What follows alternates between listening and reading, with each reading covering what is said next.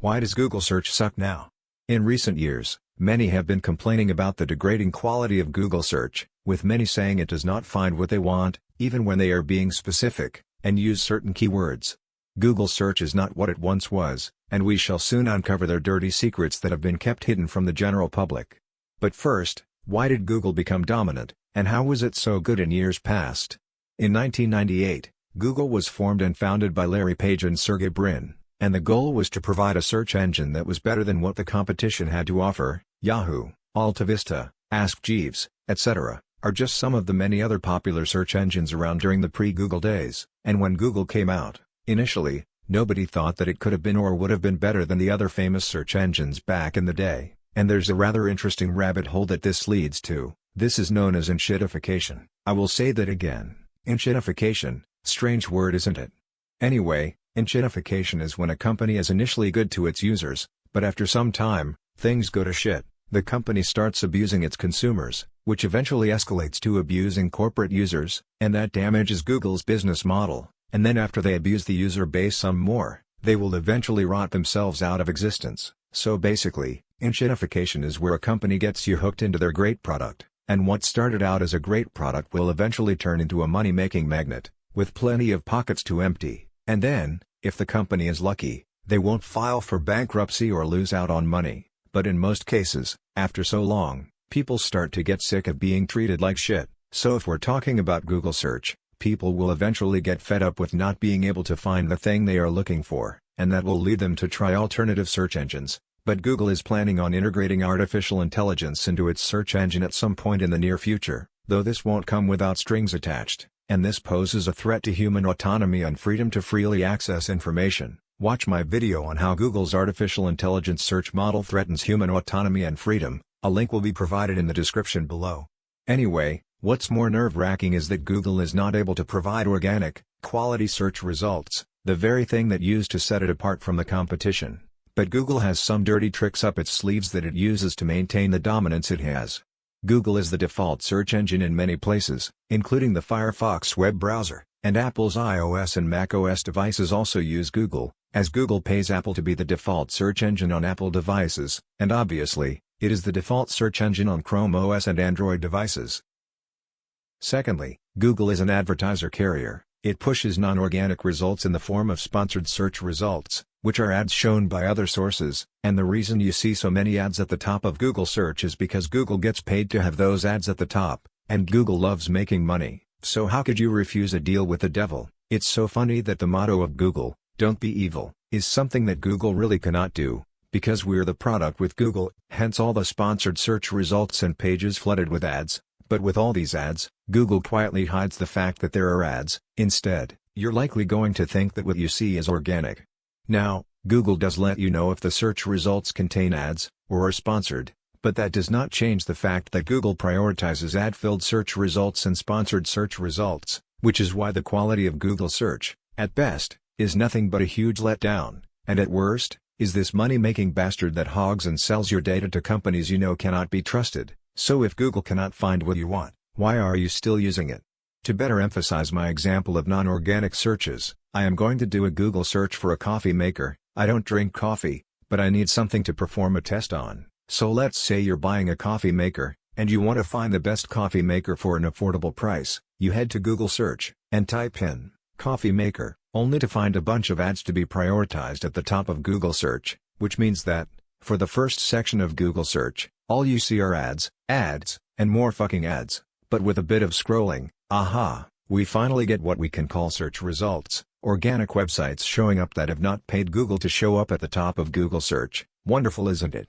However, the sites shown here are some of the most popular electronic retail stores in Australia, and they would likely show up on the first lot of Google search results when you're searching for an electronic item such as a phone, tablet, PC, coffee maker, etc. With Google Gemini, the ChatGPT-like equivalent from Google, you may be able to skim through the ads and sponsored search results, to get to a direct and clear answer, which is what a search engine should provide right from the get-go, and Google is not going to improve or enhance Google search results. If anything, you can expect to pay Google some hard-earned money to use an enhanced version of Google search with artificial intelligence in it, that will likely be 1001 times better than normal Google search. But what price does this come at? Does it come at the cost of our freedom, livelihood, and liberty? That is all to be answered, if, and when, Google goes subscription-based, but for the meantime, it seems as though Google really has not improved, and if anything, it continues to dig itself into a rabbit hole. Google wants to stay in the top position in the search engine market, but if they cannot change their search engine to better meet our needs or demands, then it will likely lose market share to other players.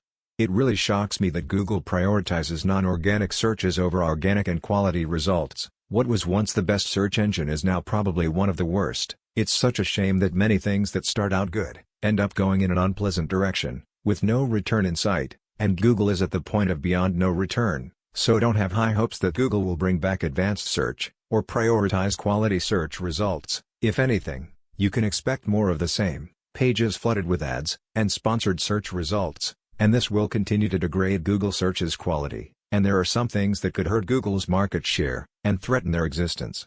Firstly, Amazon is working on their own search engine, known as Perplexity.ai, which as the name suggests, uses artificial intelligence to perform searches, skim through or sort the results, etc., and with this artificial intelligence, users can skim through search results to find exactly what it is they are looking for, no more having to scroll through many pages to find that one decent answer. Using Google, or any search engine, is like finding a needle in a haystack, so the artificial intelligence may be able to help us with the needle in a haystack situation.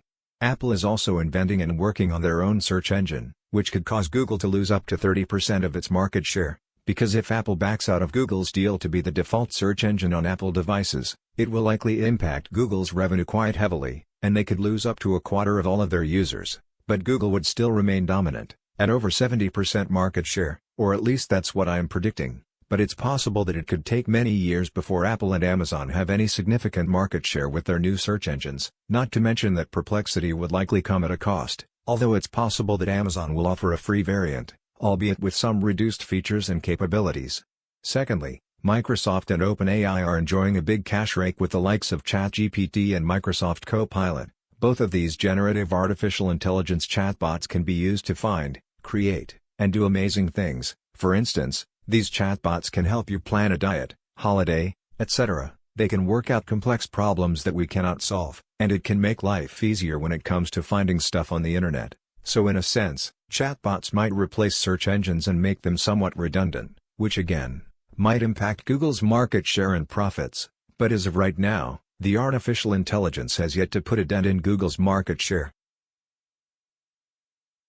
Thirdly, some users are privacy conscious, and are not happy with the way Google handles their data. Collecting, storing, and selling user data has brought up controversy surrounding Google's privacy policy. They claim to care about your privacy, but we all know that's a load of shit, and time again, Google has been proven to be untrustworthy with user data, even getting involved in class action lawsuits due to user data collection tactics, amongst many other things. Yeah, Google has gotten into legal battles quite a few times, and it's possible they may be facing an antitrust lawsuit this year. Will these lawsuits bring about the demise of Google search?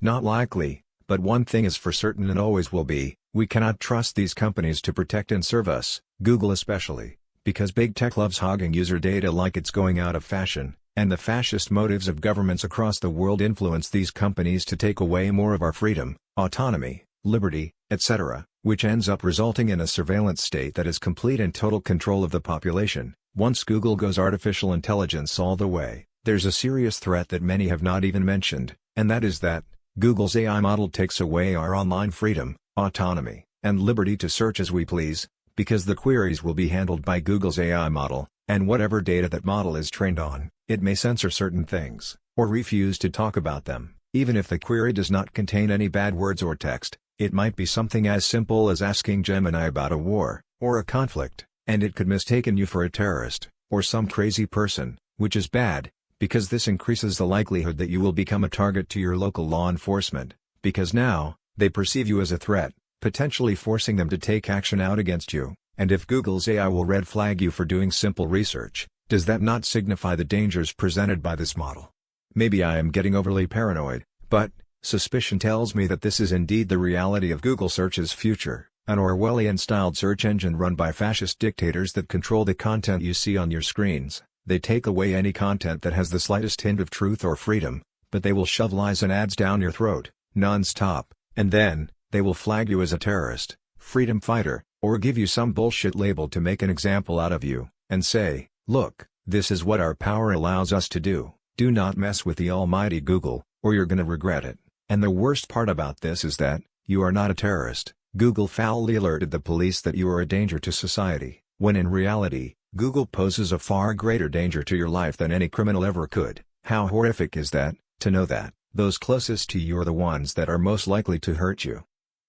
I know that's been used a few times, but that's very true, and now we know that Google search is destined for failure, with increasing profits, decreasing quality, and a threat to our online autonomy and freedom. The time has come to ditch Google search for good, in favor of a privacy-conscious, decent and viable alternative search engine, many of which exist and have their own benefits and downsides. The most popular alternative to Google is Bing, but that's not at all privacy-conscious. But Bing does offer generative AI right within the search engine, and it can summarize search results to make them more comprehensive. It can also skim through the results to fetch exactly what it is you're looking for. With Deep Search, Bing's own advanced search, you can find quality search results that, let's face it, Google could offer this, and it wasn't even that long ago that they could still offer quality results. But bit by bit, Google has degraded into this cash-grabbing money-making magnet that has nothing to offer other than our data, and that data does not go back to us. It goes to third parties, and who knows what they will do with your personal data. They may sell it on the dark web,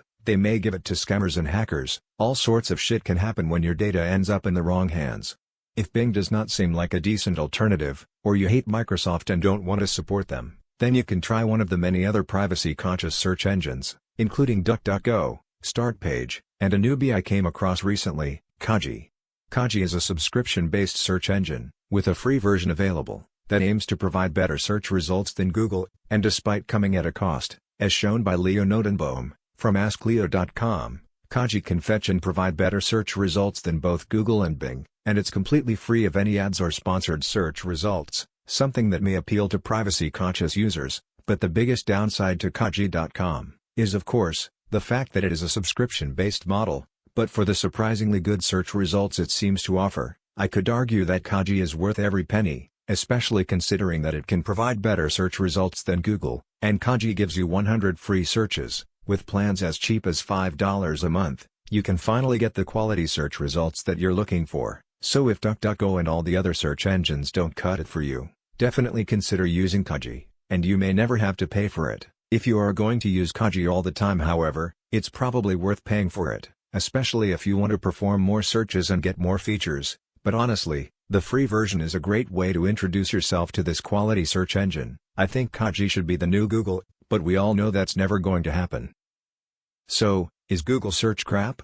Yes, it truly is. With search engine optimization, SEO, prioritizes low-quality search results that contains mostly junk and useless information that is no help to us users. Ads riddle the top pages. Sponsored search results get promoted as organic and real, when nothing could be further from the truth. Sponsored search results are not genuine, factual, or informative. They are at the top of Google search, because whoever owns that site has a dirty deal with Google, or vice versa. Either way, it lands some bit of crappy unintelligent shit on the top of Google search, and the actual information containing facts, evidence, and decency, is all the way up page 100, buried under loads of shit. It really is like finding a needle in a haystack, and you want to know who the worst offender is when it comes to this. Yes, Google, yep, they are the absolute worst when it comes to finding a needle in a haystack. The more Google knows you want the needle, the more hay they chuck on the stack, to make finding the needle as difficult as possible. And with no easy way to find it, you might have to dig around for a decent alternative, because the alternative can actually help you find the needle in a haystack. Anyway, that will do it for this video, folks.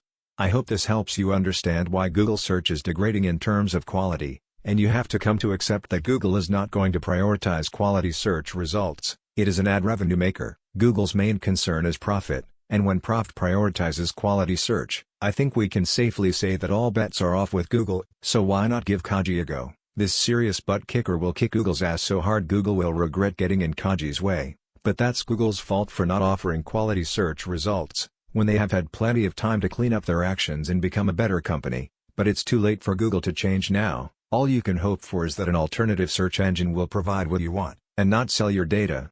Please remember to like, share, comment, and subscribe. See you next video.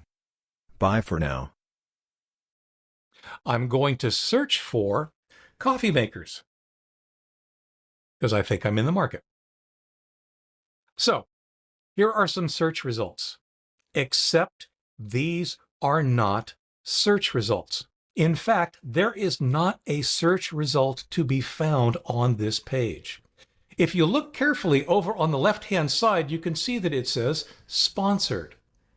That tells you that this entire row of coffee makers that are being displayed are not the result of your search, but rather the result of companies paying to be displayed on the page that you are searching for this particular term on.